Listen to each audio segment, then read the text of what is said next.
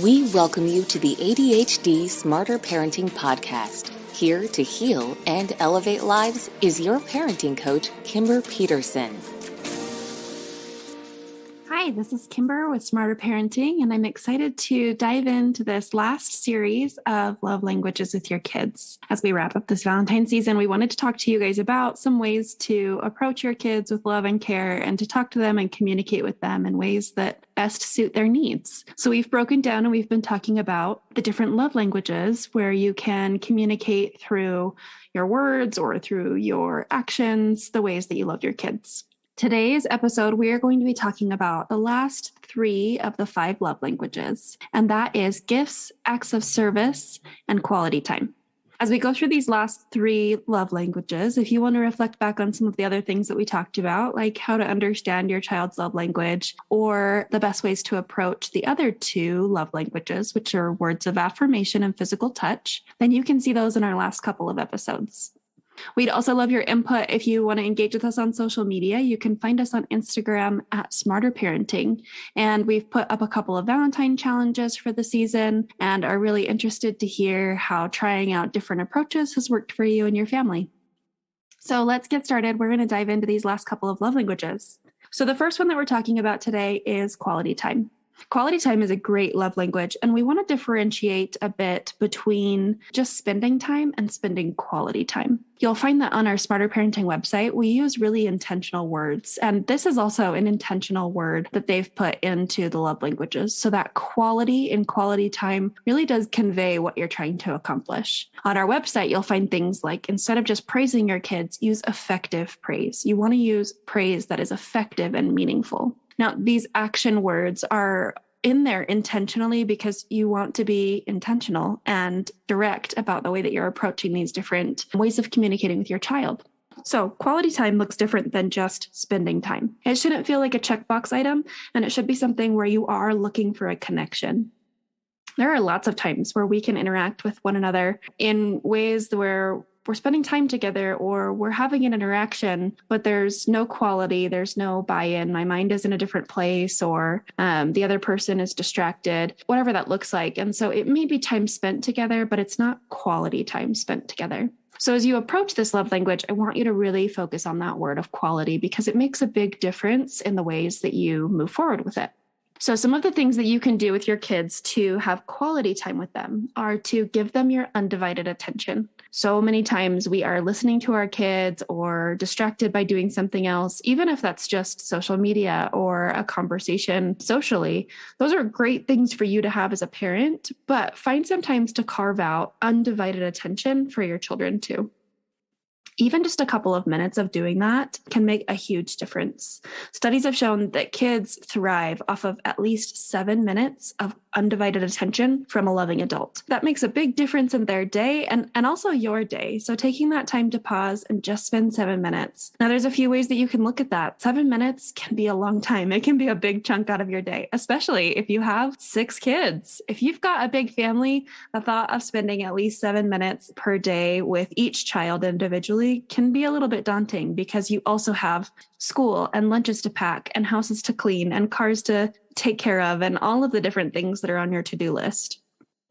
You can also look at it as I spend 7 minutes doing a lot of things and I can crop a minute here or there, or I can take my 7-minute activity and I can involve my child. So maybe I need to have a little bit of a break. The afternoon has been busy and I need a minute. And so my choices are 7 minutes of social media or 7 minutes of playing a card game with my child. Choose the card game every now and then. Find those ways to give your child your undivided attention, and it will make a big difference for both of you. Bring them with you on errands. So I've got 2 kids that I've talked a lot about in the podcast.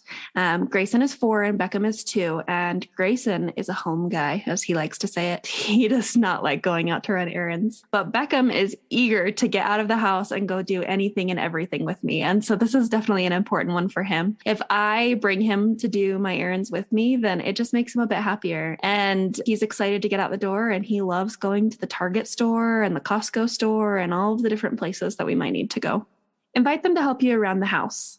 Now, kids doing chores is often not a super helpful thing, But that's not what this is about, right? This is about quality time. This isn't about making the beds in the most effective way. This is about spending time with your child. And so take the chores slower, load the dishwasher twice as long as you normally would, but do it with your child with you. Doing those kinds of tasks together, hand in hand, can help your child be more engaged in helping out in the family, more aware of their surroundings.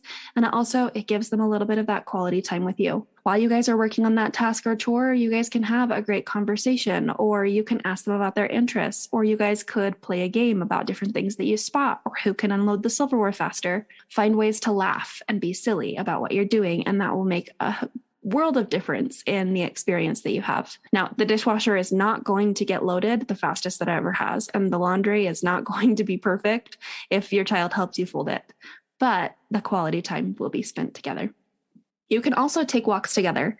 This can be a good way to break up your day, especially if you're feeling overwhelmed. A lot of times, a parent that's feeling overwhelmed needs to pause their frustration, their anger, their busyness, whatever that looks like. Pause and just take a couple of minutes to do something different, and it can turn your whole day around. So pause to take a walk, or pause to play a game, whatever that looks like in your family. Find opportunities to laugh and be silly about things. So as you go through these, opportunities to laugh are going to come up here and there, and make a game, make it funny, make it fun. Play games, little card games, and different things that you may have around the house to help make it engaging for your children. I love the game Spot It. It's a little card game, and you find matches in different items that are on the card game, and they do lots of different themes. But this is a great game for me to have laying around my house in convenient areas so that I can pause and play a game really quickly. Turn mundane tasks into quality time by pausing to look at the stars, or have one-on-one conversations, or any of those kinds of details, which we've talked about a little bit in these other bullet points. So one of the key features of quality time is actually engaging with your child through a couple of different things. One is what we like to call quality components. So it's the components of your conversation. It's the features and the nonverbals of how you're embracing that conversation and your communication with your child. This involves things like giving them eye contact, or getting down on their level if you're talking to them and they're shorter than you. It involves things like your voice tone, how loud, how high, how soft. It involves your physical touch. You might put your hand on their arm or make eye contact with them. Those are all really important nonverbals that go into this quality part of quality time. The other piece is how to use conversations effectively. So in Smarter Parenting, we break down this skill of effective communication so that you can really start to learn the pattern of how to communicate well with your child, and in turn, teach them how to communicate well with you. So let's break down for a minute the steps of effective communication. So step 1, look at your child who's talking and pay attention to what he or she is saying. Step 2, once your child is finished speaking, use their words to describe what you understood. So in essence, repeat it back to them, but use their words. Step 3, ask your child if what you said was what they meant. They'll correct you if you're wrong. Step 4, in a calm manner, state your side or your thoughts on the subject. Step 5, they need to repeat what they heard. Affirm if they're correct or correct them if they're mistaken. And step 6, come to a solution if appropriate. Sometimes this effective communication is about a back and forth of communication rather than a transaction or a problem-solving situation. So when you treat it that way, your conversation can become really connecting. I have a 2-year-old that I mentioned earlier, and I've shared this story recently, but I don't think it was on the podcast, so I'll share it again. I was in the car with my 2-year-old, and he was talking up a storm. He's a very chatty little boy, and he was chatting up a storm, and I was driving, and he's sitting behind me, and I am focused on other things. I'm thinking about, what we're having for dinner, and I am driving the car, so I'm paying attention to what other cars on the road and all of these different things. And I'm hearing him jabber on in the back, and I had responded a little bit. But after a minute, I heard him say, "Mom, listen to me." And it was so interesting to hear how he could see how passively I was involved in the conversation. I was not engaged. I was responding a little bit to a comment that he would make here or there.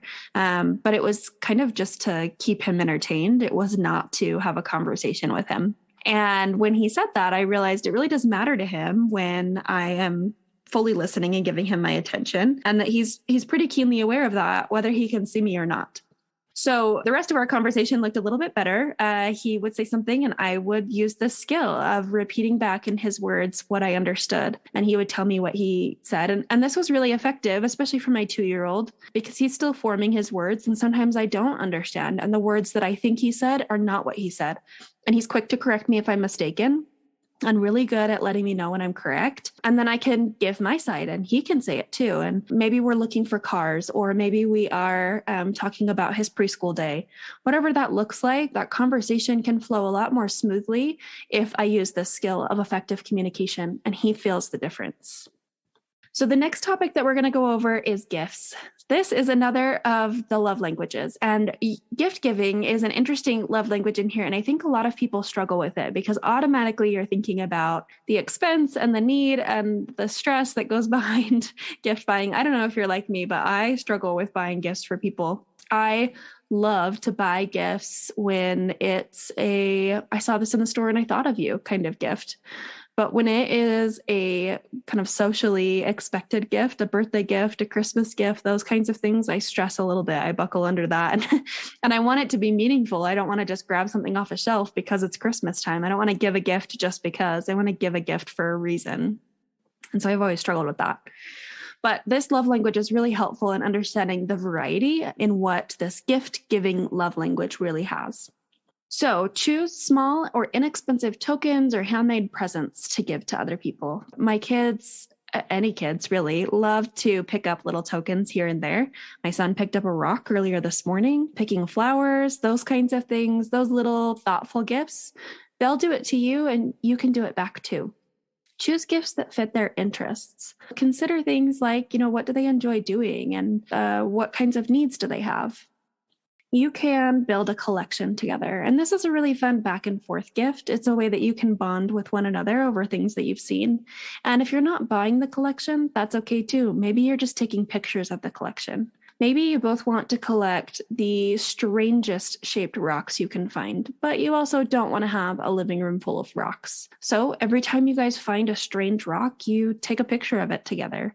Or with an older child, maybe they take a picture and they send it to you, and you take a picture and you send it to them. And there's some of that. I was thinking of you. I saw this today. You can keep a chart or use stickers to record their achievements.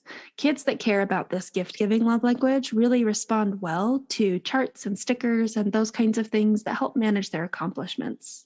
In the process of that, I challenge you to expand your definition of accomplishment to not just an achievement, but also to the intention or the effort that went behind it, so that your child is learning about the importance of those things as well.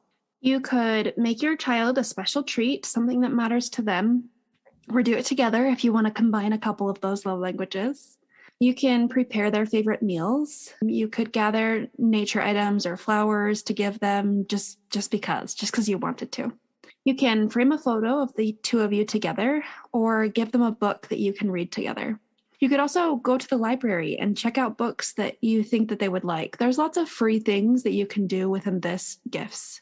Now, the last one that we're going to go over is acts of service. And this one's a fun one. It's one that I've been reflecting on a lot recently because my son, that's 4 years old, he's never been super independent. He's never gone through that phase where he needs to buckle himself or any of those kinds of things. He's turning 5 soon, and he still asks me to do a lot of basic things for him that he could do himself. For a little while, it was getting pretty frustrating. Like, I know that he could do it himself. He just doesn't want to, and he would rather that I do it for him, until I started realizing kind of some of the pattern behind that and realized that this is a love language to him. One of the ways that he wants to see me showing love for him is through acts of service and for doing things for him and with him. So this includes things like carrying them to bed if they're small enough, or just tucking them in at night, making them a drink and bringing it to them.